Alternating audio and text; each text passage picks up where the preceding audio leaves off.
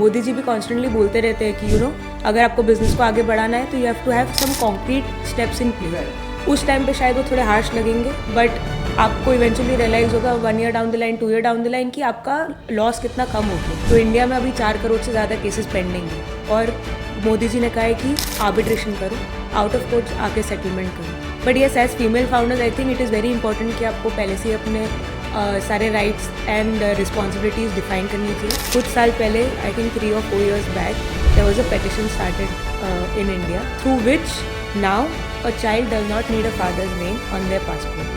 सब पे valid है. You don't need a father's name on your any of your official documents. Mother का नाम है। वेलकम दोस्तों to the Isha talk show. हम इंस्टाग्राम खोलते हैं और वहाँ पर देखते हैं कि बहुत सारे स्टार्टअप्स हुए हैं, तो हम भी सोचते हैं कि हम एक स्मॉल बिजनेस स्टार्ट करें। पर उस स्टार्टअप को या उस स्मॉल बिज़नेस को रजिस्टर करने के लिए या उसमें से अगर फंडिंग चाहिए तो उसके लिए हम क्या करें? अगर उसे रजिस्टर करना है तो उसके लिए हम क्या करें? अगर हमारा ट्रेडमार्क या हमारा लोगो रजिस्टर करना है तो उसके लिए हम क्या करें? तो उन सारे सवालों का जवाब आपको आज इस पॉडकास्ट में दिया जाएगा। बिकॉज आज हमारे जो गेस्ट हैं वो एक एडवोकेट हैं जो स्टार्टअप्स और बाकी के सारे स्मॉल बिजनेस ओनर्स को ईजीली कैसे रजिस्टर करना है या कैसे ट्रेडमार्क या कैसे अपने आप को एक फील्ड में आगे लाना है वो आपको बताने वाले हैं। So let's welcome our guest from Lexicon Legal, Sadaf Khan.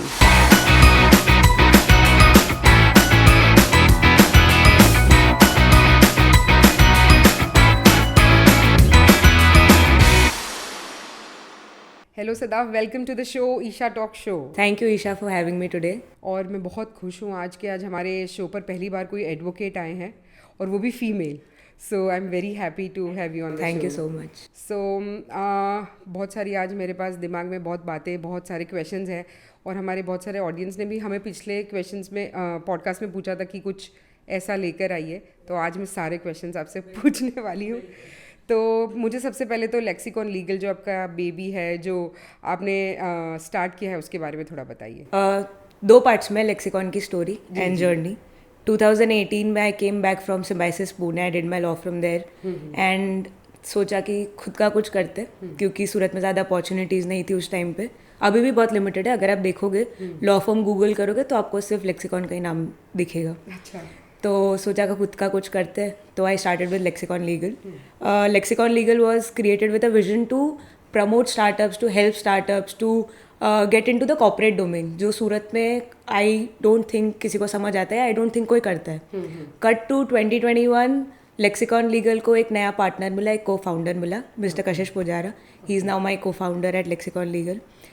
Lexicon start इसीलिए हुआ था क्योंकि सूरत बहुत अच्छा मार्केट है, सूरत बहुत प्रॉफिटेबल मार्केट है, पर सूरत में लोगों के पास बिजनेस एक्यूमेन है बट एक स्ट्रक्चर नहीं है। How to run a business समझ नहीं। उन्हें पता है कि हमें बिजनेस कैसे करना है, बट उसके अलावा उन्हें ये नहीं पता कि अगर हमारे पैसे अटक गए तो हमें क्या करना है। मोस्ट ऑफ द पीपल, जैसे आप टेक्सटाइल मार्केट में जाओगे तो लोग बोलेंगे ठीक है इतना लॉस तो हर साल होता ही है, तो वो लोग छोड़ देंगे। वो लोग ये नहीं सोचेंगे कि हम इसे कैसे रिकवर करें, क्योंकि उन लोग को लगता है कि इसमें हमारा टाइम ज़्यादा वेस्ट होगा। रादर देन डूइंग दैट वो लोग सोचते हैं कि ये छोड़ देते हैं, आगे बढ़ते हैं। तो हम वो सारे गैप्स को आइडेंटिफाई किया हमने। ये सारा लॉसेस आपको क्यों होता है? क्योंकि आप हर चीज़ वर्बली करते हो, आप कोई कॉन्ट्रैक्ट नहीं फॉर्म करते हो, आप कोई अग्रीमेंट नहीं करते हो अपने वेंडर्स के साथ। आप सिर्फ भरोसे के ऊपर, जो ट्रेडिशनल सिस्टम चले आ रहा है उसके ऊपर ही ट्रस्ट करके वो काम करते जा रहे हो। तो हम लोगों को यही एजुकेट करें, यही बता रहे कि आपको एक सिस्टम फॉर्मुलेट करना बहुत ज़रूरी है। आज का जो पेस पे दुनिया बढ़ रही है आगे, अगर हमें हमारी इकोनॉमी को आगे लेके जाना है तो हमें ये जो सारे लूप होल्स है उसे कवर करना है। मोदी जी भी कॉन्स्टेंटली बोलते रहते हैं कि अगर आपको बिजनेस को आगे बढ़ाना है तो you have to have some concrete steps in place.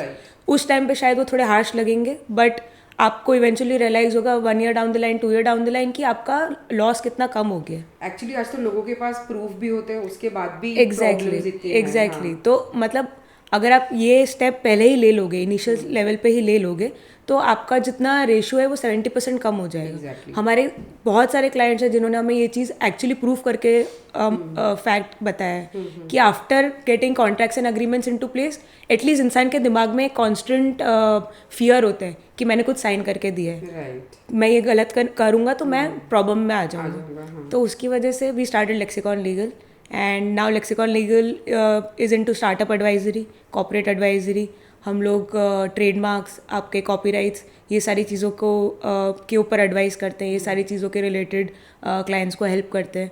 We also help clients in arbitration. Arbitration is out of court settlement. It is exactly like the court, how the court functions, but it is out of court.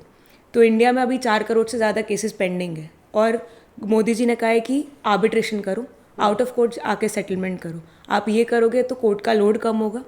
Arbitration is only allowed in commercial cases. आप criminal cases में arbitration नहीं कर सकते. That has to, yes, नहीं कर सकते. But at least जो commercial dispute है, कमर्शियल डिस्प्यूट में या तो आपको पैसे लेने या तो आपको देने. चेक वाला एग्जैक्टली 10 साल के बाद भी कोर्ट आपको वही जजमेंट देने वाली है. तो उससे बेटर है आप आज ही कर लो. आपका इतना इंटरेस्ट बच जाएगा, आपके इतने पैसे बच जाएंगे. और आर्बिट्रेशन में कंपलसरी आपको 1 साल में जजमेंट देना ही होता है. Okay, it is a rule under the act कि 1 साल के अंदर अंदर आपको जजमेंट देना ही है. नहीं, पर अगर if the party is not agree कि हमें नहीं करना है कोर्ट के बाहर से, तो आप कोर्ट के पास जा सकते हो. कोर्ट को आर्बिट्रेशन का एक क्लॉज होता है जो आप जब अग्रीमेंट साइन कर रहे होते हो आपके कोई भी वेंडर के साथ, उसमें ऑलरेडी लिखा हुआ होता है. तो जिस दिन आपके और आपके वेंडर के बीच में डिस्प्यूट आता है, वो आर्बिट्रेशन क्लॉज अपने आप एक्टिवेट हो जाता है. तो आप उसको कोर्ट नहीं लेके जा सकते. आपको कंपलसरी आर्बिट्रेटर के पास आना है और आर्बिट्रेटर से रिजॉल्व करवाना है अपना डिस्प्यूट. अगर आपके पास वैसा डॉक्यूमेंट है तो ही. इफ इट इज नॉट, हाँ, if it is not there then they can directly.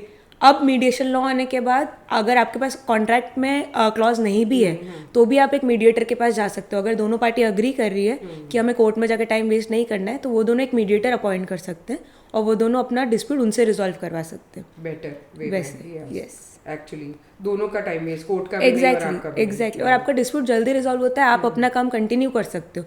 You don't have to keep going to the court again and again back. We all know how the system of court is in India. तो वो सारी चीज़ें अगर आपको avoid करनी है और आपको अपना बिजनेस बेटर वे में ग्रो करना है, तो it is always better to have your agreements and contracts in place and to have a dispute resolution clause, so that it is easier for you to resolve your conflicts. Very nice, very nice. So आप ये women's को भी एक help हो जाती है, because अभी बहुत सारे स्टार्टअप्स में विमेन आपको दिख रही है, बहुत सारे इन्वेस्टमेंट्स में विमेन दिख रही है. तो उनके लिए हम एक छोटा कुछ बात, मैसेज या ऐसा कि उन्हें वो चीज़ ध्यान रखनी चाहिए. सो आई थिंक वुमेन को अभी भी इतना ज़्यादा जितना क्या बोलते हैं व्यू मिलना चाहिए उतना नहीं मिल रहा है. There are a lot of women coming up in startups but they are still not given that much importance. Face value इतना नहीं मिलता है. It is always the male founder who is given more importance or who is given more value and respect, क्योंकि at the end of the day लोगों को लगता है कि इसका तो घर होगा, बच्चे होंगे, उसमें ज़्यादा टाइम देती होगी, काम पे थोड़ा फोकस करती होगी. पार्टनर है तो वही ज़्यादा करता होगा, उसको ही ज़्यादा टेक्निकल नॉलेज होगी, नंबर्स तो पार्टनर को ही पता होंगे. अगर हमें इन्वेस्ट करना है तो फिर मेल ही ज़्यादा आंसरेबल होगा, वही ज़्यादा रिस्पॉन्सिबल होगा. तो वो कॉन्सेप्ट अभी भी आई थिंक जाने के लिए काफ़ी टाइम लगेगा. हमारी कंट्री में अभी भी बहुत क्या बोलते हैं लॉन्ग जर्नी है जो हमें कवर करनी है. But yes, as female founders I think it is very important कि आपको पहले से ही अपने सारे राइट्स एंड रिस्पॉन्सिबिलिटीज़ डिफाइन करनी चाहिए. Not just female founders, any founder. जब इंसान कोई नई चीज़ स्टार्ट करता है तो एंथुजियाज्म बहुत ज़्यादा होता है. तब आप फार साइटेडनेस से सोचते नहीं हो कि जिस दिन डिस्प्यूट आएगा उस दिन क्या होगा. हम हमेशा ऐसे ही सोचते हैं कि सब कुछ अच्छा ही होगा and everything is going to be very great in the eventual run. But majority of the startups पे प्रॉब्लम आती है को फाउंडर्स के बीच में and that is when it starts falling apart. तो I think it is very very utmost important कि जो आपका फर्स्ट डॉक्यूमेंट है दोनों फाउंडर्स के बीच में, फाउंडर्स एग्रीमेंट कहते हैं उसे, वो बहुत स्ट्रांग होना चाहिए और उसमें सारी चीज़ें वेल डिफाइंड होना चाहिए. अगेन उसमें डिस्प्यूट रिजोल्यूशन क्लॉज होना बहुत ज़रूरी है कि जिस दिन डिस्प्यूट आएगा आप अपने स्टार्टअप को कोर्ट नहीं लेके जाओगे, आप आउट ऑफ कोर्ट सेटल करने की ट्राई करो. तो अगर कोई नाम है, कोई भी जिसने रजिस्टर्ड कराया दोनों फाउंडर्स के नाम पे और डिस्प्यूट आता है, तो वो कैसे मतलब करेंगे? वो कंपनी का ही नाम रहे. उसमें 2 तरीके की चीज़ें होती है. एक होता है कि अगर आपने इंडिविजुअल नेम में नाम रजिस्टर करवा दिया, जैसे आपका टॉक शो का नाम है द ईशा टॉक शो. अगर आपने आपके खुद के नाम पे रजिस्टर करवाया है बट आपका फर्म किसी और के साथ है, अगर किसी दिन डिस्प्यूट आता है तो ये इंटेलेक्चुअल प्रॉपर्टी आपकी ही है. You don't have to worry about it. But आपने ये नाम कंपनी में रजिस्टर करवा दिया है with your partner on the name of your company, then it is both the person intellectual property. उस टाइम पे आप ये नहीं बोल पाओगे कि ये मेरा आईपी था, मैंने क्रिएट किया था. आप बोल पाओगे अगर आपने अग्रीमेंट में लिखवाया होगा कि ये जिस दिन भी ये चीज़ होगी उस दिन ये आईपी राइट्स मेरे रहेंगे क्योंकि ये मेरा क्रिएशन था. If you have mentioned it very specifically then maybe, but still आपको कोर्ट तो जाना ही पड़ेगा, आपको रिजल्ट आना ही पड़ेगा कि ये आपका कैसे है और उनका कैसे नहीं है. So it is very important. जब आप आईपी रजिस्टर कर रहे हो तब सोच समझ के आईपी रजिस्टर करना चाहिए कि आप कंपनी के नाम पे करना चाहते हो या खुद के नाम पे करना चाहते हो. तो अगर पार्टनर्स अगर रजिस्टर करवाते हैं एक ही नाम तो वो भी फिर बाद में अच्छा इट इज़ डिस्प्यूट, मतलब it is in dispute. If the partner split तो वो नाम डिस्प्यूट में आ जाता है. फिर देन आपको कोर्ट या तो आपको खरीदना पड़ेगा वो सामने वाले पार्टनर से. अगर उनका 50% शेयर है तो आपको उतना जिस दिन भी उनकी जो वैल्यूएशन होगी उसके अगेंस्ट में आपको वो चीज़ उनसे खरीदनी पड़ेगी. ओके. मेरे फादर हमेशा मुझे यही कहते हैं कि कोई भी चीज़ स्टार्ट करो पहले नेगेटिव पॉइंट है वो लिख, उसके बाद पॉजिटिव पॉइंट देखना, क्योंकि वो तो तुम्हें पता ही है, वो देखकर तो तुम बहुत खुश होने ही वाले हो कि अच्छा इतने सारे और वो देख के हम इतने खुश हो जाते हैं कि हम नेगेटिव के बारे में सोच ही नहीं पाते. या तो थॉट भी आता है तो हमें लगता है कि नहीं, मतलब हम क्यों इतना नेगेटिव सोच रहे हैं, क्योंकि negative is a bad thing. तो nobody wants to associate with negative these days, but it is very important. Business कर रहे हो तो you first write all your negative points जो भी तेरे दिमाग में है और उसके बाद पॉजिटिव लिखना. Thank you. See, I want to ask that any recent success story about your gender equality? Because आज हम women's के बारे में ही बात कर रहे हैं तो मैं बहुत सारे questions वो वाले ही लेकर आई हूँ आपके लिए. जेंडर इक्वालिटी में there was this case a few years back जहाँ पे आपको आपके पासपोर्ट पे आपके फादर का नाम होना कंपलसरी था. अगर आपके पासपोर्ट पे फादर का नाम नहीं है तो आपका पासपोर्ट नहीं बनता था. मतलब it was impossible for you to make a child's passport without the father's name. कुछ साल पहले, I think 3 or 4 years back, there was a petition started in India through which now a child does not need a father's name on their passport. ये specifically और specially वो women के लिए था जिनका डिवोर्स हो चुका है, सिंगल मदर्स, जिन्होंने बच्चा अडॉप्ट किया हो, जिनके हस्बैंड एक्सपायर हो चुके हो. सिंगल मदर के लिए ये स्पेशली ये लॉ इंडिया में आया गया है. तो अब कोई भी सिंगल मदर को प्रॉब्लम नहीं होती अपने बच्चे का पासपोर्ट बनवाने के लिए और अपने बच्चे को अपने साथ लेके जाने के लिए. जैसे Sanjay Leela Bhansali. So Leela is yes, exactly. So that was a huge success story for women equality in India. That's beautiful. So this name जो पासपोर्ट वाला है, ये फिर सारे वो डॉक्यूमेंट्स लीगली आधार कार्ड सब पे वैलिड है. You don't need a father's name on your any of your official documents. Mother का नाम is enough. That's wonderful. So we talked about the women's startup, we talked about women's investment. अब how to protect their ideas? Like अगर हमारे पास idea है तो उसे protection कैसे देंगे? सबसे पहले जिस दिन आपके दिमाग में कोई आइडिया आता है उस दिन आपको ये चेक करना चाहिए कि क्या ये आइडिया सब सच में पहले मेरे दिमाग में आया है या ऑलरेडी एग्जिस्ट करता है. अगर आपने वो रिसर्च कर लिया, आपको लग रहा है कि ये प्योरली आपका आइडिया है और सिर्फ आपके ही दिमाग में आया है, तो before sharing it with anybody make sure that आप एक नॉन डिस्क्लोजर अग्रीमेंट कर लो, ताकि वो सामने वाले इंसान को जो भी इन्फॉर्मेशन आप शेयर करें वो कॉन्फिडेंशियल रहे. ऐसा नहीं हो कि आपका आइडिया इतना यूनिक है और आप उससे सिर्फ शेयर कर रहे हो फॉर रेफरेंस या फिर फॉर सजेशन, कि वो इंसान वो आइडिया कॉपी करके उसमें अपना इनोवेशन डाल के वो आइडिया को अपना बोलने लग जाए. तो ऐसा बहुत होता है. मतलब ये तो सबसे one of the most common things in the world है कि आपने किसी से अपना आइडिया शेयर किया, वो इंसान ने 2 चीज़ अपने खुद के दिमाग की डाल दी और जाके खुद का कुछ स्टार्ट कर लिया ये बोल के कि ये मेरा आइडिया था. तो इट इज़ वेरी इंपॉर्टेंट कि आप जिससे भी शेयर कर, अगर आपके कोई बहुत क्लोज फैमिली है या फ्रेंड्स है then it's still fine, but if you're going to somebody with an intention to get their advice or to raise investment from them, always sign a non-disclosure agreement. उसके पहले आपका idea share मत करो. आपने ये किया, उसके बाद अपना आइडिया रजिस्टर करो. आपके आइडिया को आप कॉपीराइट करवा सकते हो. अगर आपका आइडिया एकदम ओरिजिनल है तो आप अपने आइडिया को कॉपीराइट करवा सकते हो. उसके बाद वो आइडिया आपके नाम के अंदर रजिस्टर हो गया. वो आइडिया फिर आपसे कोई और ले नहीं सकता, कोई और क्लेम नहीं कर सकता. तो these 2 things are very important if you have any ideas that you want to protect. Right.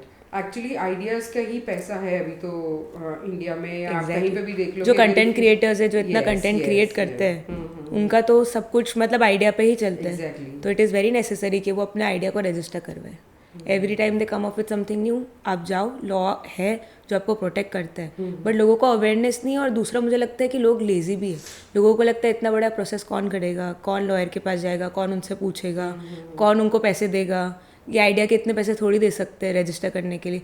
तो वो माइंडसेट अभी भी हमारी कंट्री में, लाइक पीपल डोंट अंडरस्टैंड. लगता है कि क्या लीगल प्रॉब्लम्स में फंसे, इससे बेटर है. तो I always tell my clients and everyone I talk to that law is a precaution, it is not a cure.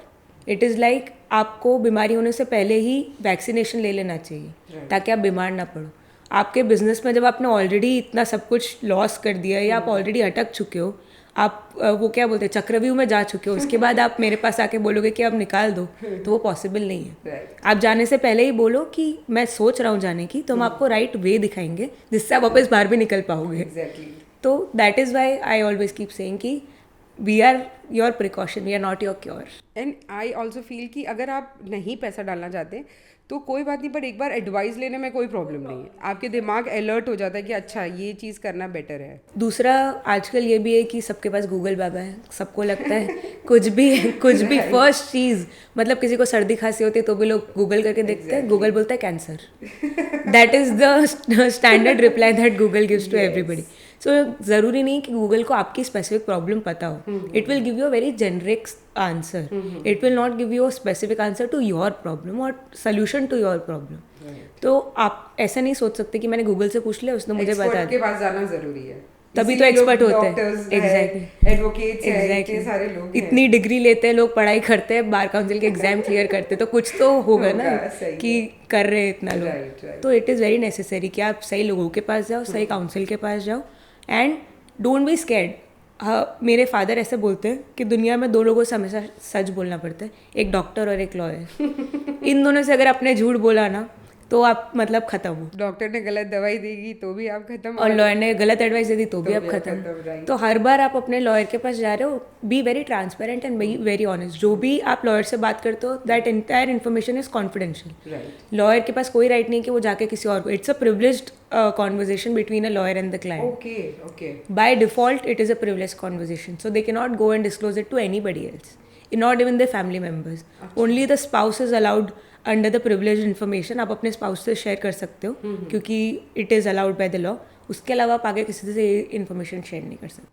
Okay, that is very private between a client and an advocate. Okay. तो लोगों को डरना नहीं चाहिए, लोगों को उनको अपना फ्रेंड समझना चाहिए और उनसे एडवाइस सही तरीके से लेनी चाहिए. सारी इन्फॉर्मेशन डिस्क्लोज करके तभी वो सही एडवाइस दे पाएंगे. राइट. So that's amazing.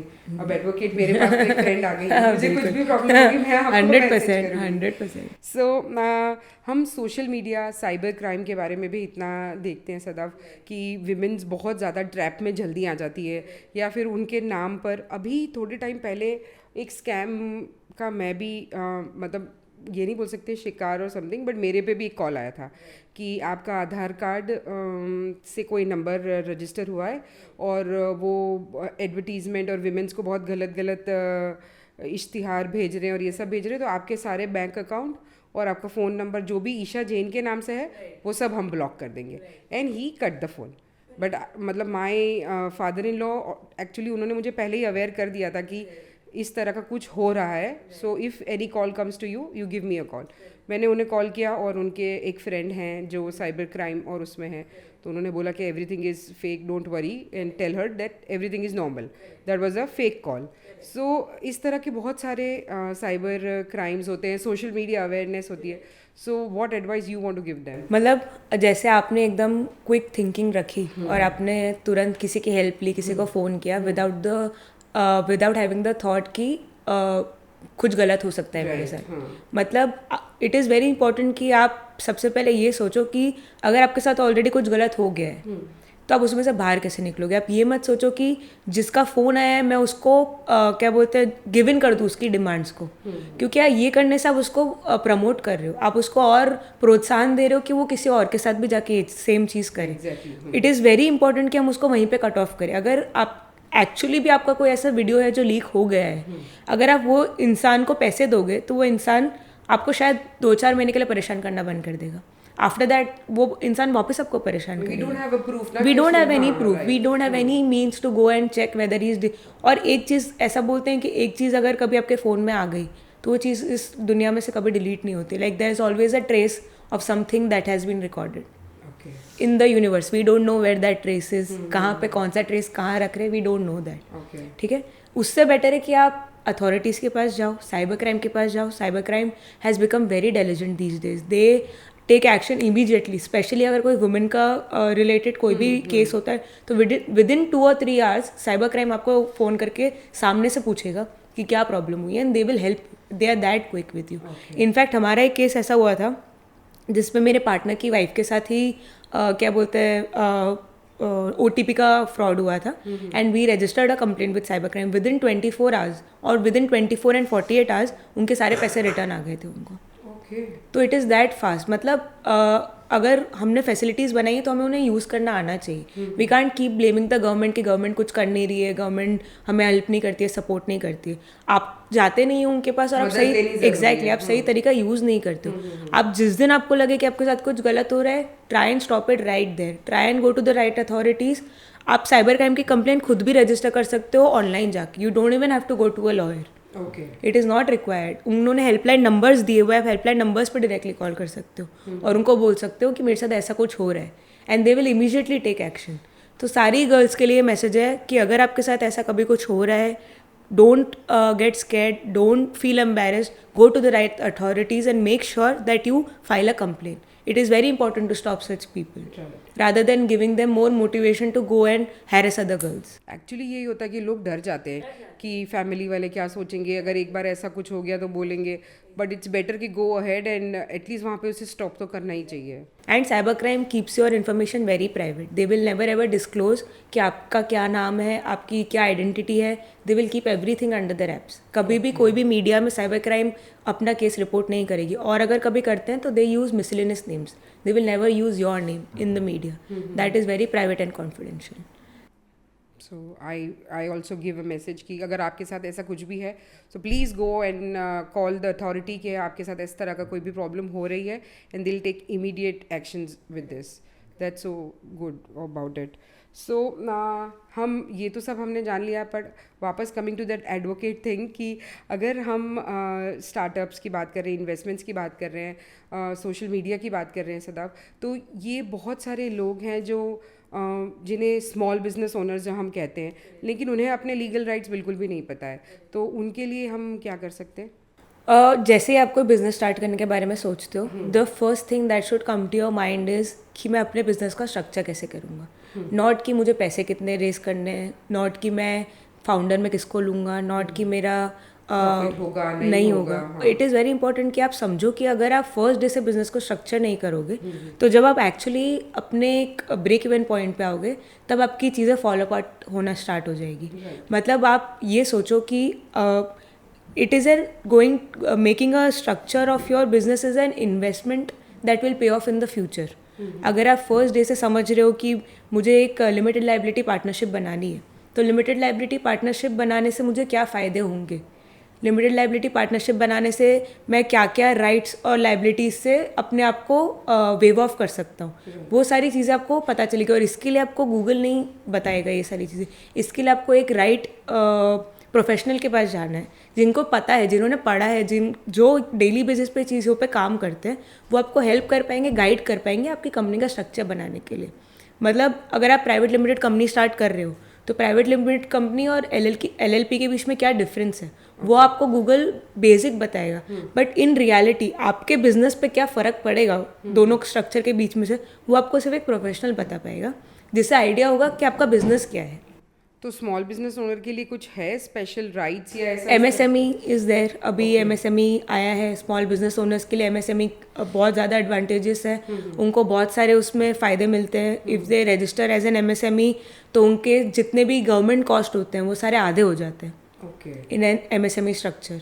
तो आप कोई प्रोफेशनल के पास जाओ, वो आपको समझाएंगे, वो आपको बताएंगे कि आपके क्या राइट्स है, क्या आप उसमें क्या एडवांटेज क्लेम कर सकते हो, आपको क्या टैक्स बेनिफिट मिल सकता है. As a startup it is very important कि आपका जहाँ जहाँ कॉस्ट कट हो रहा है वहाँ आपके लिए फ़ायदा है. तो it is always advisable to go talk to a professional and seek the right advice. ऐसे एक्चुअली गवर्नमेंट की भी इतनी सारी स्कीम्स आती है, but people don't know about it कि ये स्कीम्स उनको लगता है अर्बन एरियाज के लिए, ये हमारे लिए नहीं है. नहीं है, ऐसा नहीं है. वुमेन के लिए in fact there are so many schemes. मतलब वुमेन को तो जीरो इंटरेस्ट पे गवर्नमेंट लोन्स दे रही है for starting up businesses, small scale businesses के लिए. येस, 20 lakhs तक के लोन दे रही है government without any interest. But वही है कि अवेयरनेस नहीं है, लोगों को पता ही नहीं है कि हमारे पास ऐसी स्कीम्स भी है. ऑल्सो मार्केट में ऐसे बहुत सारे एजेंट्स हैं जो फ्रॉड होते हैं, जो आपको बोलते हैं कि मैं आपको करवा के दूंगा, आप मुझे इतने पैसे दे दो, उतने पैसे दे दो, और आप पैसे दोगे फिर वो गायब हो जाते हैं. तो वैसा भी I don't blame people completely कि वो नहीं जाते, बट ऐसे भी लोग होते हैं जो इस चीज़ों का फ़ायदा उठाते हैं, गलत फ़ायदा उठाते हमारे एक रिलेटिव में ऐसा हुआ है, मतलब उन्होंने school admission, college admission Correct. में यू नो कि Correct, इतना correct. ज़्यादा Agents होते हैं बीच एजेंट्स होते हैं, यहाँ करवा दूंगा, वहाँ करवा दूंगा, and he took off the money and flew. वही है कि मतलब then you have to do your due diligence. Actually. कौन से रिसोर्स से आपके पास आ रहा है, कहाँ वो कि रिसोर्स आपका कितना रिलायबल है, वो सब बैकग्राउंड चेक, थोड़ा एक्स्ट्रा एफर्ट है, but it is for your own safety. Right, तो वो कर लो तो बेटर है. So we heard that Lexicon Legal is going Dubai. Hopefully this year Yes. Lexicon Legal will be in Dubai.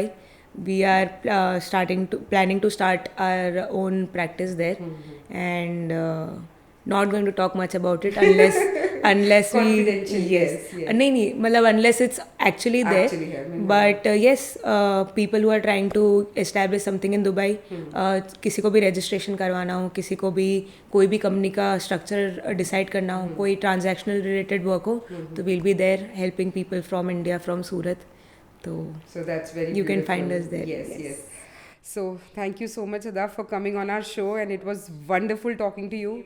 And if I request my audience also कि अगर उनके पास कोई भी questions होते हैं, so you can ask us, you can tell us in the DMs, you can tell us on the comment section, and Sadaf will be always there to help you. 100%. Yes. It was lovely chatting with you, Isha. Thank you for having Thank me. you so much. It was a very enlightening session for me also. इतनी सारी चीज़ें मैंने भी recall की वापस से आपसे बात करते हुए, तो it was a और fun हमें session. हमें इतनी अवेयरनेस नहीं थी, बट आज मैंने आपको बोला ना कि पहली बार एडवोकेट आए हमारे शो पर. So, मतलब सब लोग एडवोकेट सुन के डर जाते हैं, तो मुझे वो कॉन्सेप्ट निकालना है लोगों के माइंड से. मुझे ऐसा लगता है कि लोगों को लगना चाहिए कि एडवोकेट हमारे फ्रेंड्स हैं. So I am very much sure कि आज के पॉडकास्ट से बहुत सारी चीजें लोगों के दिमाग में क्लियर होगी. Hopefully. और हमारे पास क्वेश्चंस की पूरी भरमार आएगी जो मैं आपके पास भेजूंगी. 100%. So thank you so Thank much. you. Thank you for having me, Isha. Thank you. Social media और साइबर क्राइम से बचने का सबसे बेस्ट तरीका आज के पॉडकास्ट में आपने देखा. अगर आप भी इसी तरह से कोई प्रॉब्लम से गुजरे हैं और अगर आप भी कहीं पर फंसे हुए हैं, तो प्लीज़ आप भी जाकर ऐसी कोई भी बात साइबर क्राइम में बता सकते हैं, बिकॉज वो सारी बातें कॉन्फिडेंशियल होगी. अगर आपका कोई स्टार्टअप है और अगर आप कहीं फंस गए हैं, अगर रजिस्टर नहीं हो पा रहा है या कोई ट्रेडमार्क में प्रॉब्लम आ रही है, तो आप हमें नीचे कमेंट सेक्शन में बताइए. हम आपको सदाफ खान से कनेक्ट करवाएंगे और आपकी प्रॉब्लम सॉल्व करवाएंगे. इसी तरह please stay tuned and watch our next episode. Till then keep watching the Isha talk show and follow and subscribe us.